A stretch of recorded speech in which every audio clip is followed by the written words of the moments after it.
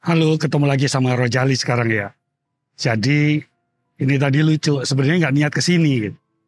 Cuman karena ada demo, maka lintasan busway yang depan kantor gua tuh ketutup. Jadinya gua lewat jalur busway yang ke arah GBK. Nah, akhirnya gue turun di duku atas ini. Di sini ya udahlah, ntar gue naik kereta yang ke jurusan Pesing. Jadi dari situ dekat ke rumah gitu, tinggal jalan kaki sebentar. Nah teman-teman, kali ini Rojali mau ngoceh sedikit ya. Yaitu tentang bagaimana kita beberapa hari ini mengalami beberapa hal yang berkaitan dengan isu-isu yang sedikit mencengangkan.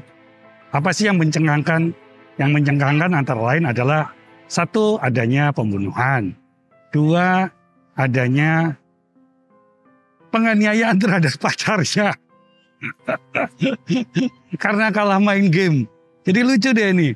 Kalah main game ceritanya, maka dia menganiaya pacarnya itu di tempat umum seperti ini. Bahkan sampai ditabrak motor. Jadi kalau kita lihat, ada kesamaan dari dua sisi itu. Emang apa gitu, penganiayaan sama pembunuhan yang sama, kan jelas beda gitu. Ada yang sama gitu, yang sama gobloknya itu. Jadi sebenarnya teman-teman, ini permasalahannya adalah permasalahan yang bukan sederhana ya. Permasalahan ini apapun juga tetap berkaitan dengan yang namanya kesehatan mental di Indonesia. Kalau dunia sudah menghadapi krisis global, maka Indonesia banyak orang mulai macam-macam gak jelas. Tentu saja dengan hal-hal yang memang hampir nggak masuk akal gitu. Tetapi kalau nggak masuk akal ya kejadian gitu. Artinya itu kan pakai akal dulu gitu ya, mikir gitu ya.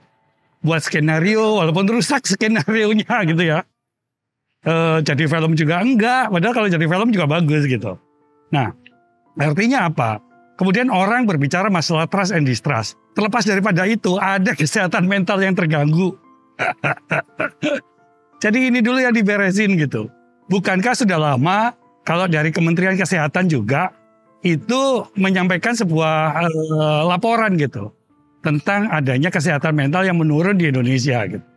Ya mungkin gue juga gitu, mungkin orang-orang lain juga yang lagi jalan gitu ya. Ya kita nggak tahu gitu. Nah, nomor satu kan bisa dimulai dari satu keluarga dulu.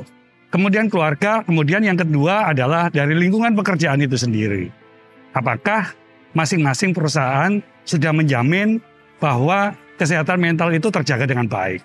Jangan hanya sekedar slogan saja, tapi slogan itu juga penting kalau slogan itu menjadi sebuah dasar dalam implementasi dari kegiatan-kegiatan untuk menjaga sumber daya manusia yang unggul.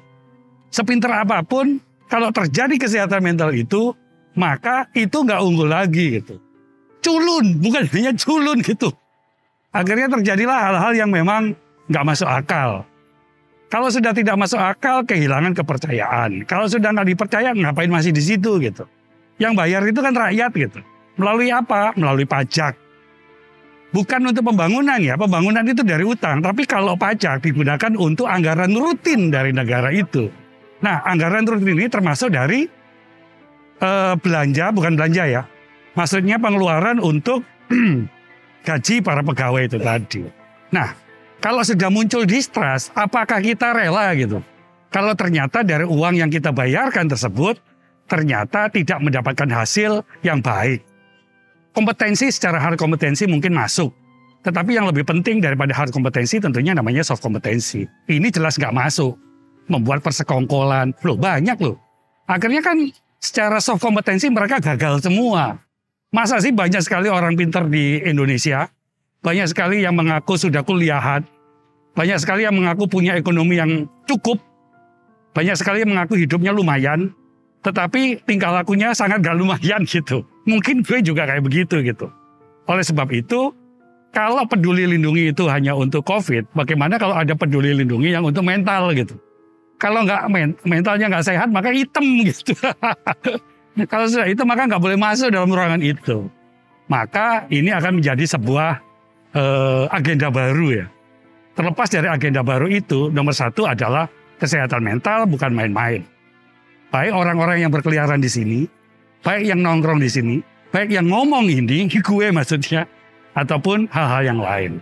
Oleh karena itu, kalau kita ingin sungguh-sungguh menuju sumber daya unggul, menjadi bangsa yang unggul, menjadi bangsa yang mampu memimpin, baik di Asia Tenggara, di Asia, dan kemudian di dunia, yang ditargetkan beberapa tahun lagi, kita menjadi pemimpin dunia, maka apa iya kalau masalah internal seperti ini belum bisa diatasi? Yakin masih bisa. Kalau bisa, ayo kita mulai. Jangan takut, jangan ragu, jangan munafik, jangan mendewa-dewakan sebuah jabatan, jangan mendewa-dewakan sebuah kewenangan, jangan mendewa-dewakan ketika bahkan sudah diangkat jadi manajer. Ada juga yang mendewa-dewakan diangkat jadi supervisor. Padahal semuanya pasti kembali lagi bahwa semuanya perlu dua kompetensi. Satu hard kompetensi adalah hal-hal yang berkaitan dengan kemampuan untuk menjalankan tugas. Kemudian yang kedua adalah soft kompetensi, yaitu adalah hal-hal yang mendukung dan menjamin bahwa tugas-tugas yang diberikan dapat dilaksanakan sesuai dengan hard kompetensinya. Hard and soft ini menjadi penting. Kalau masih nggak peduli, ya zaman sekarang itu penyakitnya. Menjadi budaya nggak peduli dan budaya masa bodoh. Yang penting masih bisa makan, yang penting masih bisa jajan. Padahal krisis sudah menyerang.